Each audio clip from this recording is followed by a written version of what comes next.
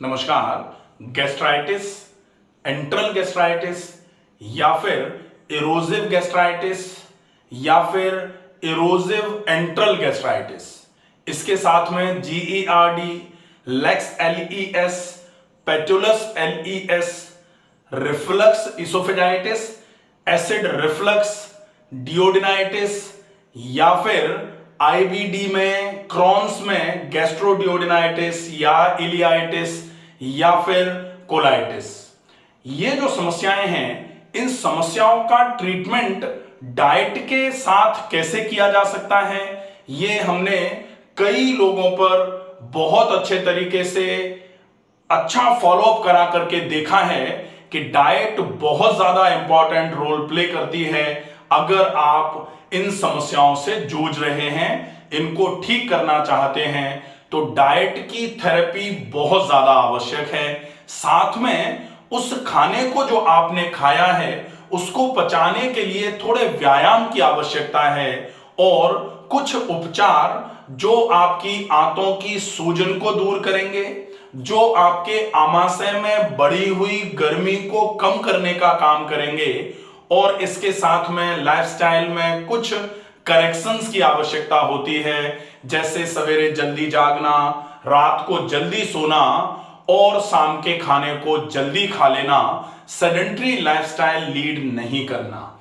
इसके साथ में अब बात आती है कि आप इन समस्याओं में जो डाइट ले रहे हैं, उस डाइट को लेने के लिए जिन जिन चीजों का डाइट में उपयोग करना है, कई सारे लोग मेरे पास मैसेज करते हैं कि आप एक बार डाइट किस तरीके से प्रिपेयर करी जाए, इसके लिए प्लीज एक बार बता दें। तो सवेरे से लेके शाम तक जो गैस्ट्राइटिस में हमें डाइट का फॉलोअप करना है, चाहे वो आंवला मिश्री का हो, चाहे वो सौंफ और मिश्री का पानी हो, चाहे वो जूस बनाना हो, या फिर ज्वार की रोटी हो, या फिर सब्जियां कौन सी किस तरीके से बना करके खानी है, ये जो डाइट की प्रिपरेशन का फॉर्मूला है कि आपकी कुकिंग प्रोसेस कैसी होनी चाहिए, आप जो डाइट लेने वाले हैं उसको किस तरीके से तैयार आपको करना है, आज ये पूरा वीडियो उसी श्रृंखला में है। वो सारी चीजें आपको बताई जाएंगी कि कौन सी चीज को किस तरीके से आपको प्रिपेयर करना है ताकि वो पूरे तरीके से काम कर पाए। तो सबसे पहले हम गैस्ट्राइटिस की डाइट में एक्सरसाइजेस के पहले आंवला और मिश्री लेते हैं। तो सबसे पहले आंवला और मिश्री, आप वीडियो में अंत तक जरूर बने रहें ताकि सवेरे से लेके रात को सोने तक जो डाइट हम ले रहे हैं वो किस तरीके से प्रिपेयर करनी है, ये पूरी जानकारी आप तक पहुंचे। अगर आप वीडियो में नए हैं, पहली बार चैनल पर आए हैं, तो प्लीज आप इस चैनल को सब्सक्राइब जरूर कर लीजिए ताकि आपको जो भी स्वास्थ्य संबंधित समस्याएं हैं, अगर कमेंट बॉक्स में आप उन समस्याओं से रिलेटेड कुछ क्वेश्चन करेंगे तो आपको उन प्रश्नों का जवाब प्राकृतिक तरीके से आपकी उन समस्याओं को कैसे खत्म किया जा सकता है, ये कमेंट बॉक्स में मिलेगा। सबसे पहले आंवला और मिश्री। तो आंवला मिश्री में ये जो है आंवले का पाउडर उपयोग में आएगा। अब आंवला कैसे, जो आंवला होता है उसको सुखा लिया जाता है, सुखाने के बाद उसमें से गुठलियां जो हैं वो हटा दी जाती हैं और वो जो सूखा हुआ आंवला है उसको एक बार पानी के साथ अच्छे तरीके से धो दिया जाए, या फिर आप पंसारी से अगर सूखे हुए आंवले के छिलके लेके आए हैं तो आप एक बार उसको पानी से अच्छे तरीके से धो दीजिए, अच्छे से सुखा दीजिए और उसके बाद इमाम दस्ते में उसको कूट करके मिक्सी में ग्राइंड करके पाउडर बना के रख लीजिए। ये आंवले का पाउडर आपको लेना है। जैसे 100 ग्राम आंवले का पाउडर आपने लिया तो इसी में आप 200 ग्राम मिश्री या तो मिला के रख लीजिए, तो एक ही डब्बे में पैक हो जाएगा। अगर आप चाहते हैं कि आंवला हम ओवरनाइट सोक करके लेंगे, क्योंकि आपको सवेरे सवेरे लेना है, अब अगर आंवला आप रात को भिगोकर रखना चाहते हैं तो फिर आंवले का पाउडर अलग रख लीजिए और मिश्री का पाउडर अलग रख लीजिए। रात को इसमें से 1 चम्मच आंवले का पाउडर आपने लिया और इस आंवले के पाउडर को आपने 1 ग्लास पानी के साथ में रात को भिगो दिया। अब आप भिगोगे किसमें? आप या तो भिगोगे कांच के ग्लास में, या फिर अगर पॉसिबल हो जाए तो मिट्टी के बर्तन में, मिट्टी का सकोरा या मिट्टी का कोई भी बर्तन आपके पास है उसमें आप इसको भिगो सकते हैं।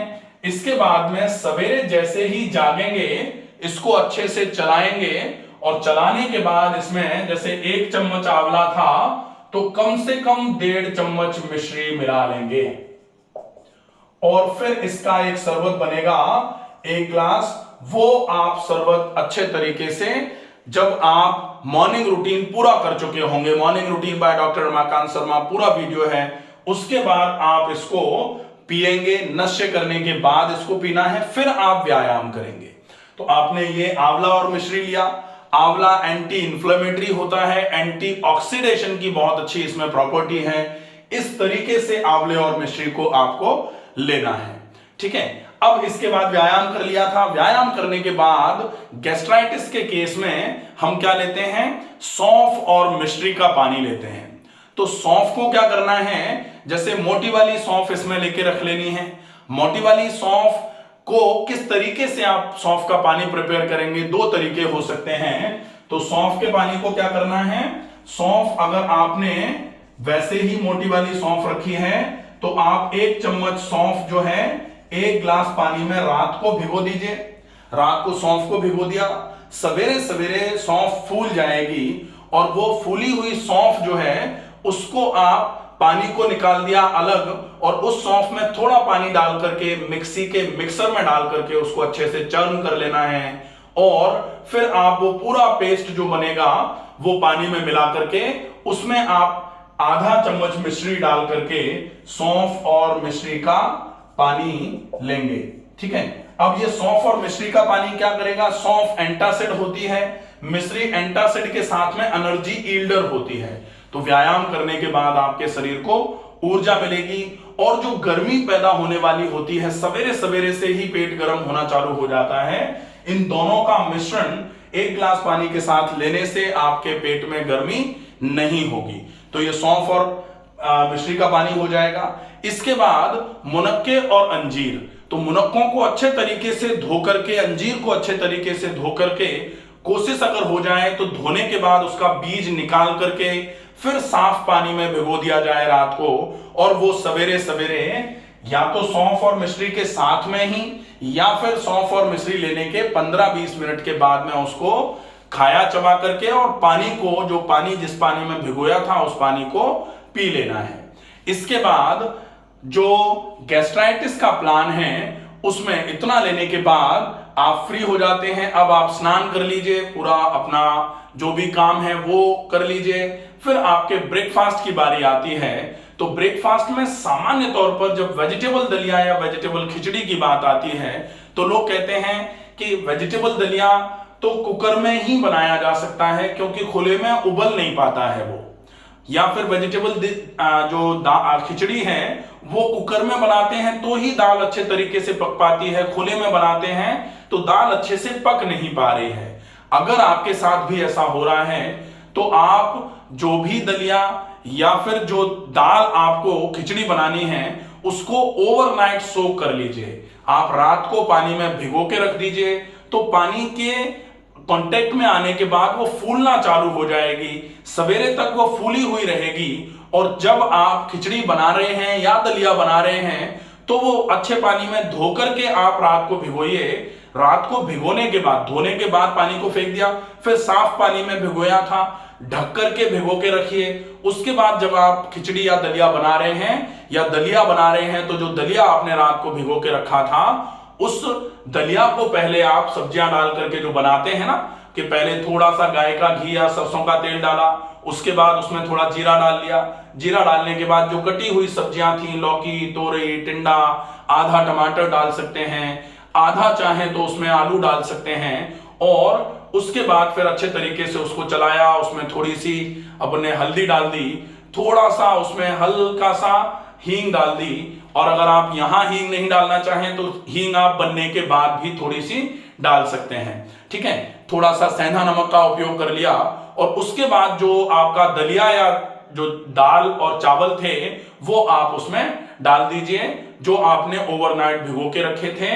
फिर आप खुले में उसको छलनी से ढक करके उबलने दीजिए। बिल्कुल खुले में उबालना, अगर ऊपर कुछ नहीं है तो बिल्कुल खुले में उबाल सकते हैं, बाकी आप छलनी ढक करके फिर उबालिए ताकि ऊपर से कुछ गिरे तो वो उसमें ना जा पाए, इसका थोड़ा ध्यान रखेंगे। ये तो पाक विधियों में भी बिल्कुल क्लियर आता है कि जहां आप खाना बनाते हैं ऊपर वो बिल्कुल साफ सुथरा होना चाहिए, ठीक है। तो कुकर में ना बनाया जाए, इसका थोड़ा ध्यान रखा जाए। कुकर में अगर बनाते हैं तो कंडेंसेशन होता है, बॉइलिंग नहीं होती है। वो खाना जो कुकर में बनाया जाता है वो निश्चित ही पचता नहीं है। सामान्य तौर पे कहा जाता है कुकर में बना के आप गैस बचाओ घर की, लेकिन घर की गैस बचाने के बाद आप पेट में गैस बनाना चालू कर लेते हैं, इसलिए उसको विशेष ध्यान रखा जाए। ये हो जाएगा। अब दोपहर का खाना, दोपहर के खाने में बहुत मोटे आटे की रोटी, तो जब भी बोला जाता है कि ज्वार के आटे की रोटी, तो बहुत मुश्किल होती है ज्वार के आटे को लगाने में ही, क्योंकि ज्वार के आटे को लगाने में मसलना पड़ता है, उसको उसलना पड़ता है बहुत ज्यादा, बार बार पानी डाल डाल करके उसको बहुत उसलना पड़ता है। उसलने के बाद लगा करके आटे को कम से कम 15-20 मिनट के लिए छोड़ा जाए और उसके बाद दोबारा एक बार उसन करके, ताकि वो आटा पूरा पानी अच्छे तरीके से अब्सॉर्ब कर ले।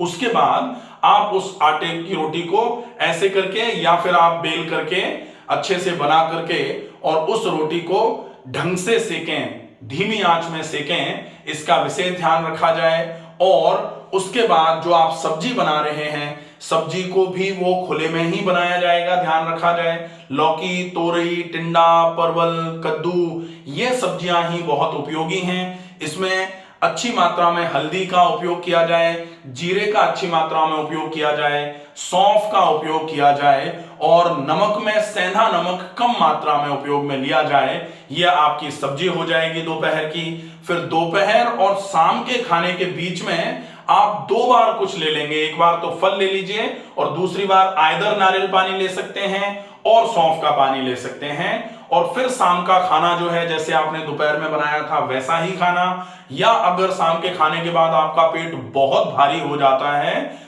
तो फिर शाम को वेजिटेबल खिचड़ी जैसे आपने सवेरे नाश्ते में बनाई थी, सवेरे नाश्ते के लिए आपने रात को भिगो दी थी।